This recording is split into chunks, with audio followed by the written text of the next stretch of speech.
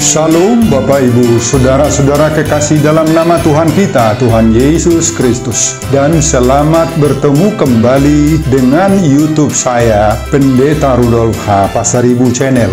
Dengan dan lewat channel ini, saya komit untuk senantiasa menyebarkan pengajaran firman Tuhan. Karena saya percaya, berlandaskan Yesaya pasal 55 ayat 11, bahwa firman Tuhan yang saya dan Bapak, Ibu, Saudara-saudara semuanya juga ikut sebar lewat apapun, termasuk lewat video ini, tidak akan kembali dengan sia-sia, tetapi akan bekerja sendiri lewat kuasa dan berkat urapan Roh Kudus.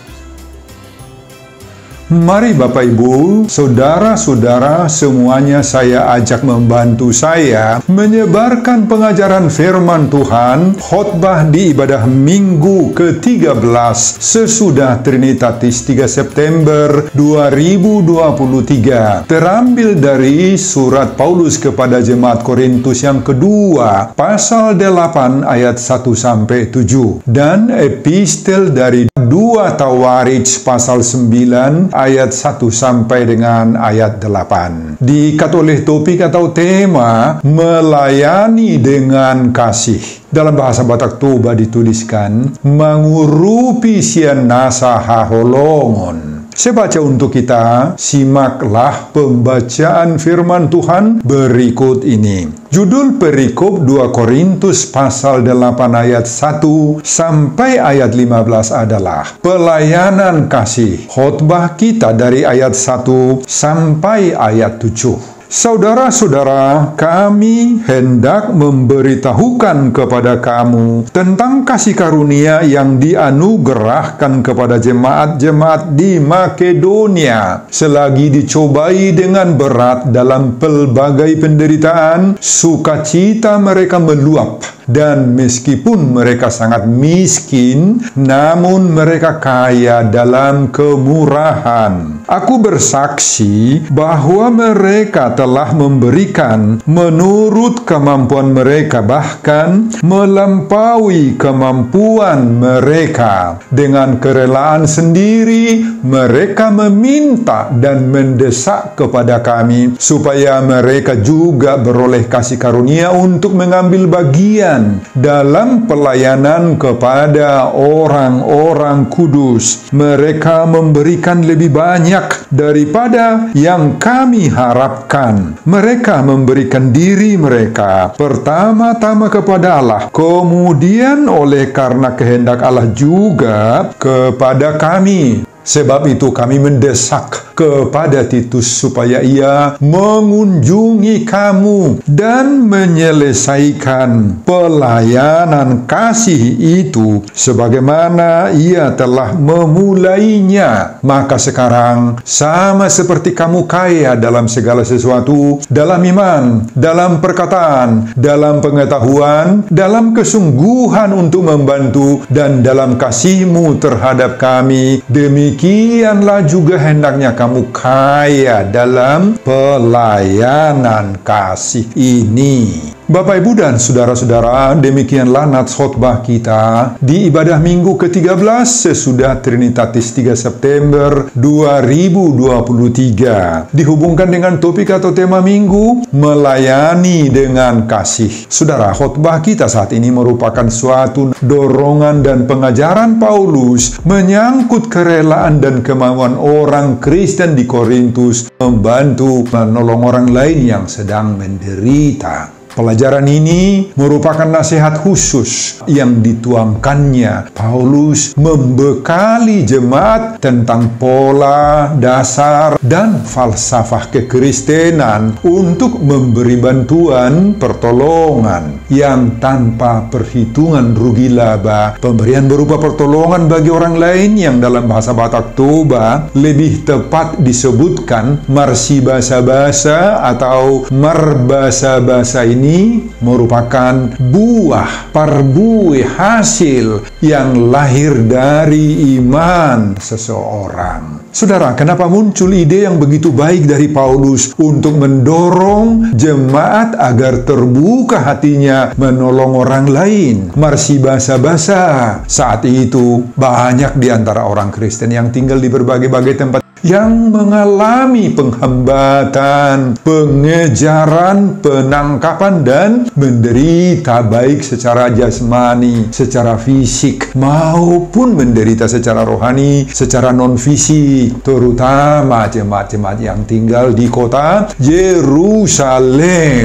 Banyak di antara mereka yang diusir dari keluarga, diusir juga dari kota tempat tinggal mereka. Sebagian dari antara mereka ada yang lari, mengungsi, ada yang bersembunyi di tempat-tempat yang aman. Ada juga yang mencari tempat-tempat yang aman di gua-gua, di ruang-ruang persembunyian di bawah tanah. Itu yang dinamai dengan katakombe, yakni ruangan gelap di bawah tanah ratusan meter dalamnya. Nah, di sanalah mereka berdoa, memuji Tuhan dan menenangkan hatinya. Bapak, Ibu, dan saudara-saudara, kondisi ini membuat mereka tentu saja tidak sempat lagi mencari bekal hidup sehari-hari mereka. Tidak ada lagi waktu untuk mengembangkan bisnis, usaha, pertanian, dan lain-lain sebagai sumber-sumber hidup. Nah, inilah yang mendorong Paulus mengirimi surat dan permintaan himbauan kepada berbagai-bagai jemaat-jemaat lain. Paulus meminta mereka agar sudi kiranya mengulurkan tangan, memberi bantuan, dan mengirimkan dukungan solidaritas mereka menurut kemampuan mereka, terutama jemaat-jemaat yang tidak mengalami kondisi yang seperti itu. Nah, setelah ditunggu-tunggu beberapa lama, ternyata ada beberapa jemaat yang memang terbuka hatinya menanggapi permintaan Paulus ini dan mau mengirim bantuan pertolongan solidaritas mereka. Dan salah satu di antara jemaat yang mengirimkan partisipasinya menolong jemaat yang sedang menderita itu adalah jemaat Makedonia. Saudara, jemaat Makedonia ini adalah sebuah jemaat yang sederhana sekali, kecil, baru berdiri. Jemaat ini mayoritas adalah orang-orang miskin yang tidak memiliki keistimewaan apapun. Juga ikut menderita, mengalami pergumulan-pergumulan berat dalam versi-versi yang lain. Mereka juga seperti ayat yang kedua disebutkan di sini, selagi dicobai dengan berat dalam berbagai penderitaan, katanya di situ. Saudara, pada ayat 3, Paulus bersaksi bahwa jemaat Makedonia ini telah memberikan menurut kemampuan mereka, bahkan melampaui kemampuan mereka. Dan pada ayat 4, meski Paulus sebenarnya menolak pemberian mereka itu, karena Paulus tahu bagaimana keadaan mereka sangat-sangat miskin, tetapi justru jemaat Makedonia ini sendirilah yang dengan sukarela meminta, mendesak, bahkan dalam bahasa Batak disebut mangelek-elek si Paulus, supaya mereka juga ikut untuk turut serta mengambil bagian dalam pelayanan kepada orang-orang kudus itu. Wah, luar biasa kebaikan jemaat Makedonia ini, Bapak Ibu. Menurut Paulus, pada ayat yang kelima, jemaat Makedonia ini telah memberikan lebih banyak daripada yang Paulus harapkan, karena mereka memberi diri mereka terutama kepada Allah. Dan seterusnya, mereka memberi pemberian-pemberian. Sebaliknya, jemaat besar seperti Korintus ini, yang terkenal pula mempunyai sumber-sumber daya yang berlimpah.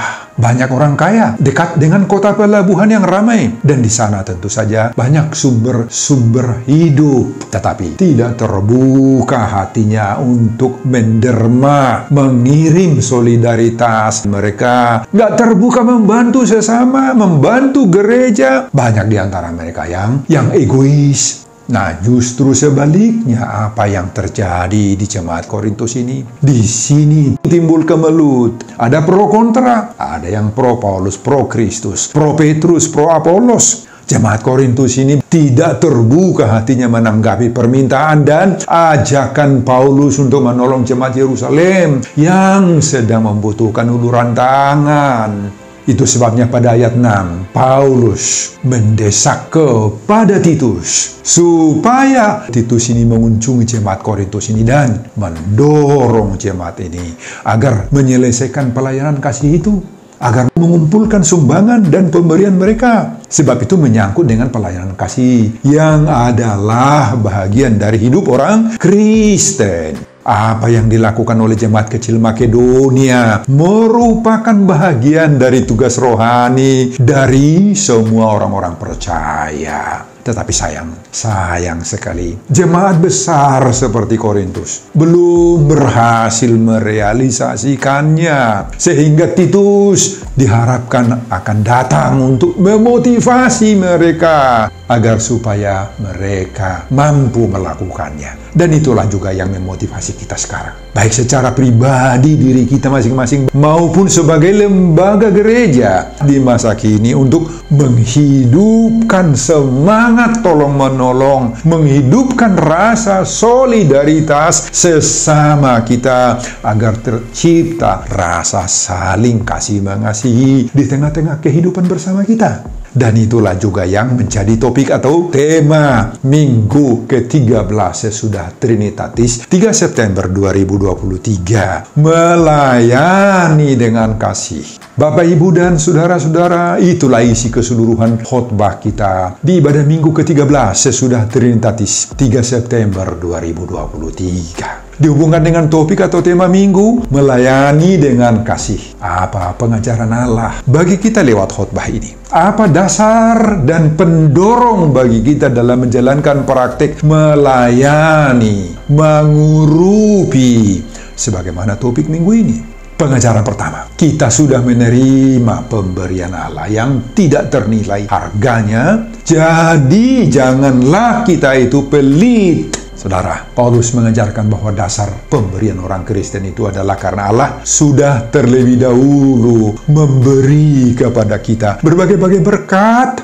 Kalau kita baca pasal 9 ayat 8, Paulus memastikan betapa berlimpah-limpahnya berkat-berkat Tuhan yang sudah kita terima. Di sana dituliskan, dan Allah sanggup melimpahkan segala kasih karunia kepada kamu supaya kamu senantiasa berkecukupan di dalam segala sesuatu dan malah berlebihan di dalam pelbagai kebaikan. Saudara, itu sebabnya pada akhir pasal 9 ayat 15, Paulus menuliskan syukur kepada Allah karena karunia-Nya yang tidak terkatakan itu.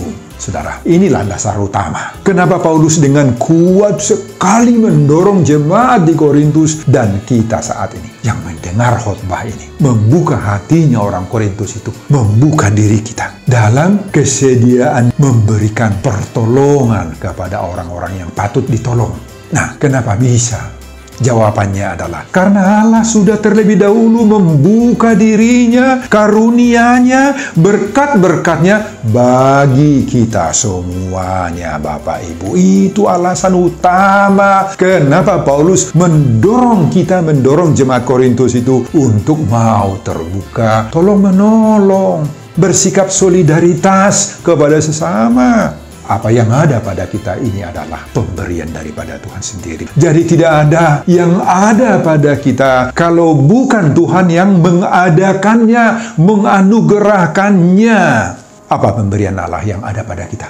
Pemberian utama yang pertama adalah Tuhan Yesus Kristus. Itu pemberian Allah yang terutama dan pertama kepada kita. pemberian Tuhan yang pertama ini, yakni Tuhan Yesus Kristus, sangat-sangat berharga sekali. Karena dengan kehadiran Tuhan Yesus di dunia ini yang rela mati, rela manaon naporsuk, menahan segala penderitaan demi untuk keselamatan kita. Dengan kehadiran Yesus, maka status kita bukan lagi orang berdosa, bukan lagi orang terhukum, tetapi anak-anak Tuhan yang sudah diselamatkan. Kita menjadi orang-orang berharga di hadapan Tuhan. Nah, ini yang harus kita syukuri. Harus kita syukuri pemberian Tuhan yang paling utama ini. Kemudian yang kedua, apa pemberian Tuhan bagi kita? Segala sesuatu yang ada pada kita, apapun itu. Mulai dari nafas hidup, ada kesehatan, ada damai sejahtera, ada sukacita. Semuanya itu adalah pemberian Tuhan. Bahkan kita juga memiliki jabatan bagi orang yang berjabatan. Kita juga memiliki pekerjaan yang menjadi sumber-sumber hidup kita. Kita ada penghasilan, ada harta, ada kepemilikan, dan berbagai-bagai materi lainnya. Wah, dari mana itu semuanya? Semuanya itu adalah pemberian Tuhan, Bapak Ibu.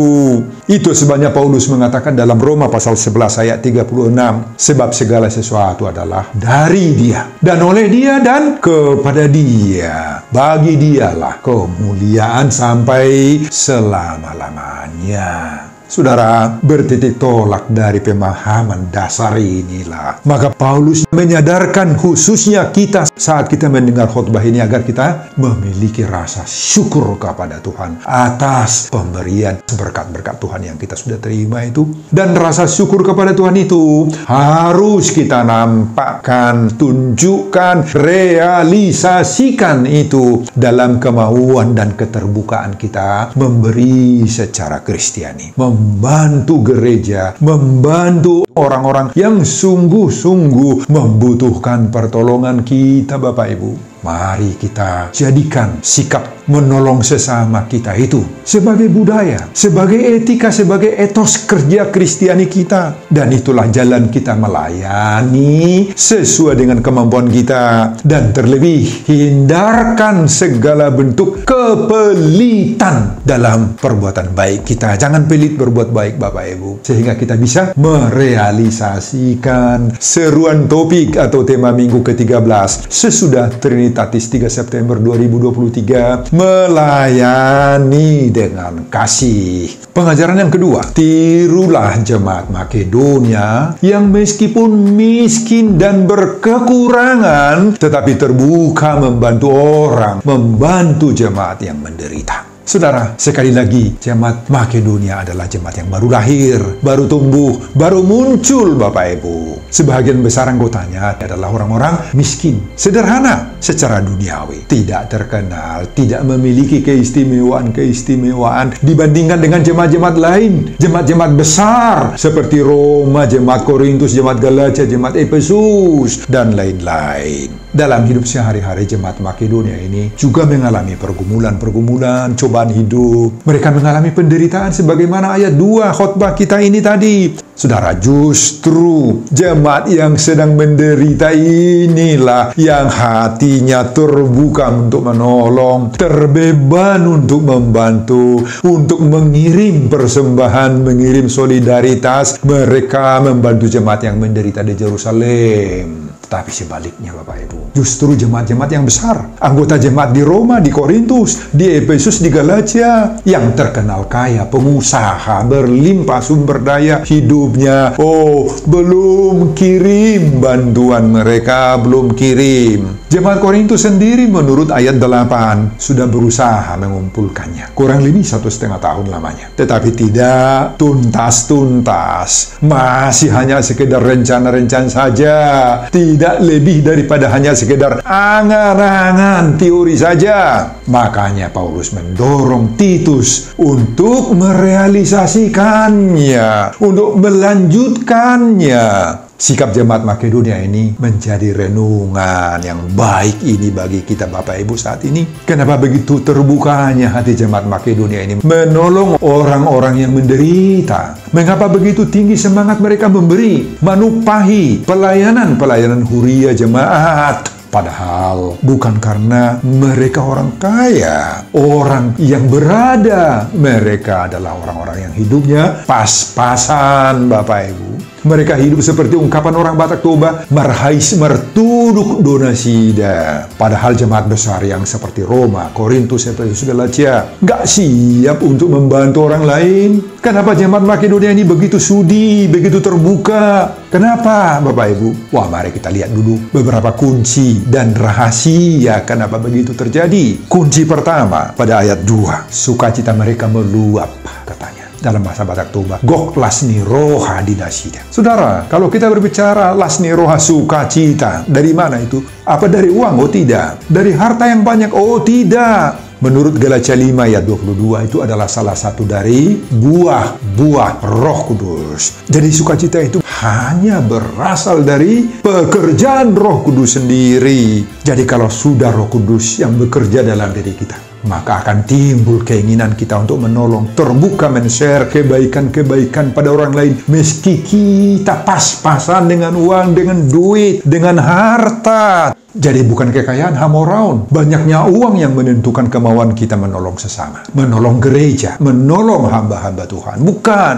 Biarpun dia orang kaya, banyak uang, pejabat dalam salah satu instansi, tetapi kalau Roh Kudus tidak ada dalam dirinya, maka tidak akan muncul sukacita, tidak akan muncul keterbukaan, mengulurkan tangannya, menolong orang lain, menolong gereja. Tidak akan ada solidaritas mereka. Solidaritas mereka itu akan kerdil, miskin, kering. Nah, ini kunci pertama. Kenapa? Pemberian berupa pertolongan bagi orang lain yang dalam bahasa Batak Toba disebut marsi basa-basa itu terjadi dalam jemaat Makedonia karena ada sukacita yang dilahirkan oleh Roh Kudus. Kunci kedua, ayat 3. Jemaat Makedonia ini memberi menurut kemampuan mereka. Dalam bahasa Batak Toba, nasana tarpatu pasa di Leon. Saudara, memberi itu jangan terpaksa, jangan dipaksa-paksa. Kalau itu sudah muncul dari hati yang penuh sukacita seperti pada kunci pertama tadi, maka seberapa kecil pun yang kita beri itu, nah itu sangat-sangat berharga bagi si penerima. Sebab Roh Kudus akan bekerja dalam hati si penerima itu, sehingga dia penuh syukur, penuh sukacita, ada damai sejahtera menerimanya, menikmatinya.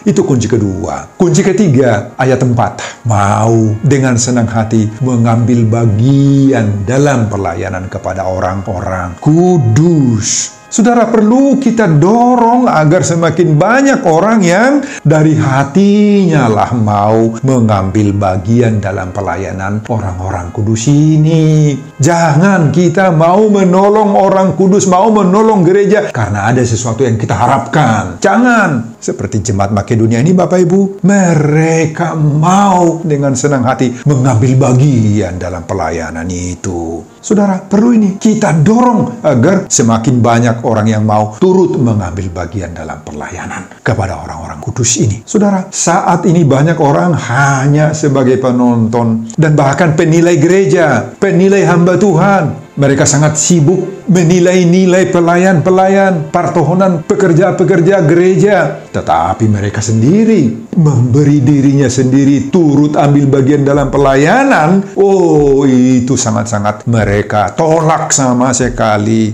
Mereka itu sangat-sangat sungkan memberikan dirinya, mengambil bagian dalam pelayanan-pelayanan. Kenapa? Banyak alasan bagi mereka untuk tidak mau ambil bagian dalam pelayanan-pelayanan itu. Saudara, topik minggu ke-13 sesudah Trinitatis 3 September 2023 juga mendorong kita saat ini agar mau melayani dengan kasih. Itu akan bisa kita realisasikan kalau di dalam diri kita, Bapak Ibu, sudah ada kerinduan turut mengambil bagian dalam pelayanan-pelayanan apapun. Pengajaran yang ketiga, sumber pemberian Kristen bukan kantongnya, tetapi hatinya. Nah, Bapak, Ibu, dan saudara-saudara, meski begitu sederhana, bahkan kecil, jemaat gereja Makedonia mau membantu jemaat Yerusalem yang saat itu sedang menderita dalam hidup sehari-hari. Meski miskin dan juga sedang menderita, tetapi kaya mereka itu dalam semangat memberi, semangat membantu, semangat menolong orang lain, semangat marsi basa-basa. Itulah jemaat Makedonia. Dasar pemberian mereka tidak ditempatkan pada kantongnya, pada dompetnya, pada pundi-pundinya, tetapi dasar pemberian mereka adalah dorongan sukacita dari Roh Kudus. Dalam bahasa Batak Toba, gurasani todi. Itu yang mendorong mereka untuk mau berbuat baik. Saudara, seorang penafsir bernama Dr. J. Wesley Brill dalam bukunya Tafsiran 2 Korintus menuliskan sumber pemberian orang Kristen bukan kantongnya, tetapi hatinya. Saudara, apa yang dikatakan oleh Dr. J. Wesley Brill ini dapat kita terima. Kenapa? Karena kantong yang tebal, yang berisi banyak uang, banyak kekayaan, banyak harta, bukan atau tidak menjadi ukuran untuk memiliki semangat untuk memberi. Bukan. Ada banyak kantong-kantong tebal yang berisi kantong-kantong yang gemuk, tetapi semangat memberinya, semangat membantu orang lain itu semangat marsi basa-basa, kosong, kering, kerontang, Bapak Ibu. Dalam segala hal mereka selalu berhitung, termasuk untuk memberi persembahan kepada Tuhan. Mereka menghitung rugi laba di situ. Tetapi jika hati sudah terbuka dan iman kita sudah hidup, maka kantong juga akan dengan sendirinya terbuka. Meski kantongnya kurus, Bapak Ibu, tetapi tidak akan ketinggalan. Tidak akan tinggal diam dia. Dalam semangat marsi basa-basa sesuai dengan kurusnya kantongnya itu, dia akan bersukacita memberi sepeser pun, seberapapun yang ada pada kantongnya itu. Gir-gir doi bana marsi lehon-lehon. Meski kantongnya tipis, kurus, apalagi lah apabila kantongnya gemuk, tebal, berisi. Nah, dia akan menempatkan dirinya menjadi berkat bagi siapapun. Baik bagi orang-orang yang membutuhkannya, maupun bagi masyarakat setempat di mana dia tinggal, dan bahkan bagi gereja di mana dia ada, mereka akan menjadi berkat. Nah, Bapak, Ibu, dan Saudara-saudara, bagaimanapun bentuknya kantong kita, baik tebal, baik gemuk, ataupun tipis, kering, dan megap-megap, mari kita buka hati kita ini menjadi sumber dari setiap perbuatan baik kita untuk melayani dengan kasih, mengurupi senasa haolongon, sebagaimana seruan topik minggu ke-13 sesudah Trinitatis 3 September 2023. Sebelum saya mengakhiri khotbah ini, kembali saya mengajak Bapak, Ibu, Saudara-saudara untuk membantu saya menyebarkan firman Tuhan khotbah di ibadah minggu ke-13 sesudah Trinitatis 3 September 2023 dari 2 Korintus pasal 8 ayat 1-7 ini, agar semakin banyak orang yang mau melayani dengan kasih, mengurupi sianasa haholongon, termotivasi lewat khotbah ini. Simak juga video-video khotbah saya yang lain agar Bapak, Ibu, Saudara-saudara semuanya memiliki sentuhan dan pemahaman rohani yang semakin diperkaya. Buka di YouTube saya, Pendeta Rudolf H. Pasaribu Channel. Selamat mengikuti ibadah minggu ke-13 sesudah Trinitatis buat kita semuanya. Tuhan Yesus memberkati kita. Salum Horas. Amin.